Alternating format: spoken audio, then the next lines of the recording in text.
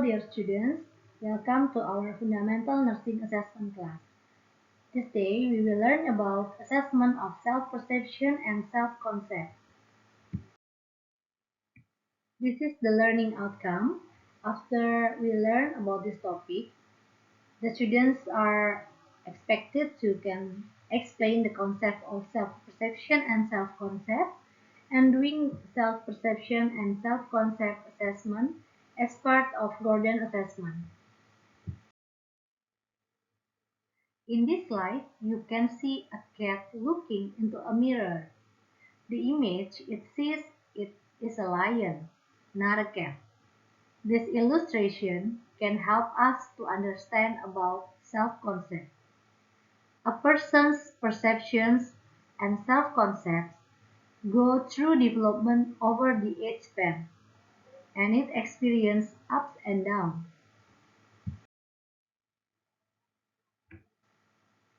Self-perception. When studying the self-concept, we also need to understand what self-perception is. Self-perception is how individuals perceive themselves or events related to themselves. The way a person behaves is a result of how the person perceives the situation. When a patient accepts the diagnosis of his or her illness, his or her behavior reflects optimal efforts to recover and be productive despite the illness. One's perception of reality is selective and is based on whether the experience is consistent with one's current view of self. For the example, how a person responds when experiencing grieving can be different, one and another's. It depends on the experience of the loss of subject. Positive self-concept results from positive experience, leading to perceived competence and acceptance of others different from oneself. Accepting himself as special and different from others. Self-concept develops from childhood to the elderly. Self-concepts are influenced by developmental, and the boundaries of the self are defined as the result of exploration and experience with one's own body. The self-concept is learned in part through social context and experience with other people over time. Sullivan said that learning about self from the mirror of the other people. Family in the nearest environment and importance in one's self-concept development. Self-concept is formed from interaction with others. Children who grew up in a family which full of acceptance and warmth tend to have more positive self-concept. Already mentioned in the slide before, which is parents have an important role to develop the children's self-concept. There are four things that need to develop in the children in a family. Parents need to provide frequent reinforcement so that the children feel capable of carrying out their responsibilities. Feeling acceptance or rejection. All children have strength and weakness. Parents need to accept their children's weaknesses and find the solution together to overcome the unsolved problems. Parents also need to provide opportunities for children to try the new things, provide experience of success, and reinforce when the children experience the failure. Parents' expectations need to be adjusted to the child's ability. Help the child meet them and discuss whether the goals are achievable for the children or it's too hard for the children. This is the aspects of self-concept. There are five aspects: body image, self-ideal, self-esteem, self-identity, and self-role. I will explain in a specific order so that you can more easily assess the patient's self-concept. The first aspect is body image. Self-image or body image is the self-perception of the body. Why the body? Because body is the most visible part of the self, and it is an anchor for self-awareness. A person's attitude toward the body may mirror important aspects of identity. Body image is the sum of the conscious and unconscious attitude one has toward one's own body. Individuals are very concerned with what people see of their body, what they wear, how they look. Subjective data is the data that consciously convey. However, objective data such as behavior, gesture, facial expression are components that are unconsciously conveyed by the patient. Make sure you observe them. It includes present and past perception as well as feelings about size, function, appearance, and potential. People who accept their bodies are more likely to have high self-esteem than people who dislike their bodies. In the picture, we can see that an individual's perception of their body doesn't always match the reality. There are people who always feel that their body is not thin enough, good enough, even though they already have the ideal weight. These are the questions you can ask to the patient to assess his or her body image. First, could you mention the body part you like the most? Or are there any body parts you are ashamed of? Or the third, are there any body parts that make you more confident? The second aspect is self-role. Roles are sets of socially expected behavior patterns associated with a person's functioning in different social groups. So the students, what are your self-roles?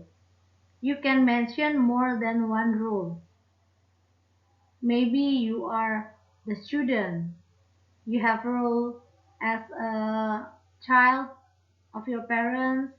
You are a sister. You are a brother, or you are a leader in a group, or maybe if we assess the patient have more than one role as a mother, as a father, as a parent, as a wife, as a husband, as a leader of a company, and many more. Role behavior is closely related to self-concept and identity, and role disturbances often involve conflicts between independent and dependent functioning because there are responsibilities that follow each self-role. High self-esteem results from roles that meet needs and congruent with one's self-ideal. So this picture on the slide explains the role of men and women, and also the role as a mother and role as a student or as a children. So when we will assess the self role of the patient, there are some questions that we can give to the patient. such as what roles do you have in the family? Maybe she will answer as a husband or as a wife. What role do you have in a job? What role do you have in society? And you can continue the question with other questions, such as a wife, what are your responsibilities? As a company leader, what is your responsibility? Do you have or do you follow any groups in the community? So we can explore the answer of the patient uh, associate with the self role. The third aspect is personal identity. Identity is the awareness of being oneself based on self-observation and judgment. Who will give the judgment? Judgments come from oneself or others.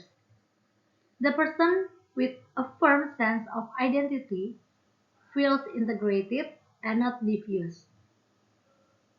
When a person acts in accordance with self-concept, the sense of identity is reinforced. When a person acts in ways contrary to the self-concept, anxiety and apprehension result.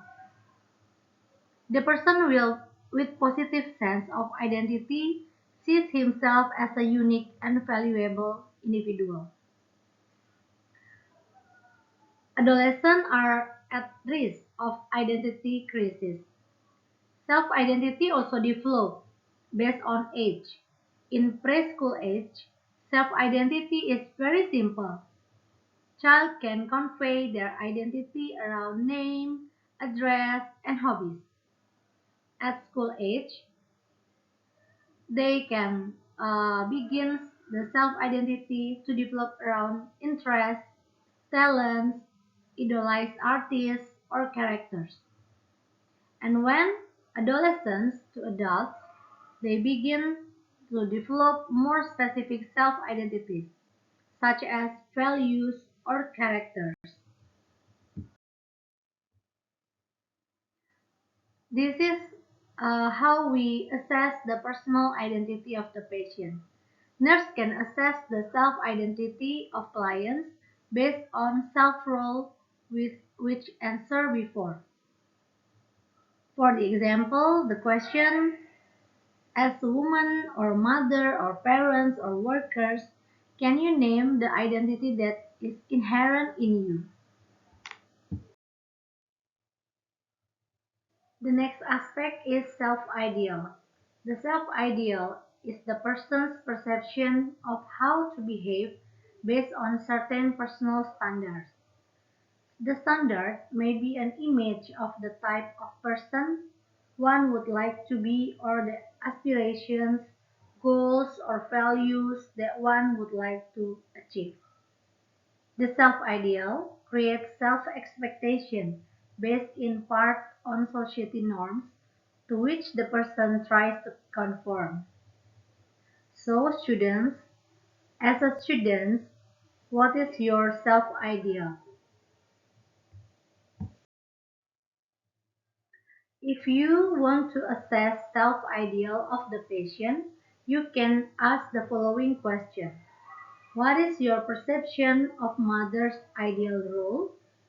As a child of your parents, how do you think a child should ideally behave? The last aspect of self-concept is self-esteem. Self, self-esteem is a person's personal judgment of self-worth based on how well behavior matches up with self-ideal. High self-esteem is a feeling based on unconditional acceptance of self despite mistakes, defeats, and failures as an innately worthy and important being. The origin of self-esteem begins in childhood and are based on acceptance, warmth, involvement, consistency, praise, and respect. These are the four best ways to promote child self-esteem, such as first is providing opportunity for success. The example of providing opportunities so the child will success is send them to the school so they have a good educational so the child can success. This second is instilling an ideal of self to achieve. The third is encourage aspiration. Parents need to listening the children's aspiration and involve them when there are discussion or problem in a family. Listen the aspiration, discuss it, and choose the best way or the best solution. And the last is helping the child build defense against attacks to self-perception. Make sure the parents being on the child's side when they are under attack or they get negatively perceived by others to encourage them. Self-esteem increases with age and is most threatened during adolescence, when concepts of self are being changed and many self-decisions are made. And also in later life, self-esteem problems again arise because the new challenges posed by retirement, loss of loved ones, and physical disability. The report of health problem, regardless of its type of severity, is associated with significantly lower self-esteem than is the report of no health problem. However, research on children with upper palate problems has found that despite having physical problems, they don't always have so low self-concept.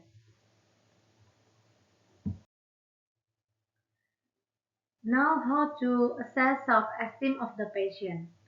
Nurse can assess the self-esteem of the patient based on the self-role of the client.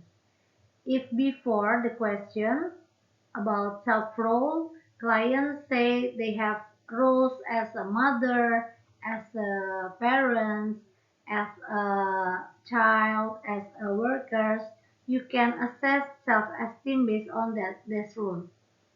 The question such as a mother, do you feel satisfied with what you achieve? This table from Stuart shows that the qualities of the healthy personality. Healthy personality have the positive self-concept. There are some characteristics such as positive and accurate body image, have realistic self-ideal, have positive self-concept, high self-esteem, satisfying in-role performance, and clear sense of identity. You can learn more about the details of uh, every characteristic. In addition to asking the question above, you can also look for signs that the patient has low self-esteem. The signs and symptoms such as criticism of self or others, decrease in productivity, destructiveness, disruption in relatedness, guilt, irritability, perceived role strain, pessimistic view of life, always have physical complaints, polarizing view of life, rejection of personal capabilities, etc. Okay, this is the references. I hope you can understand well about the lesson today.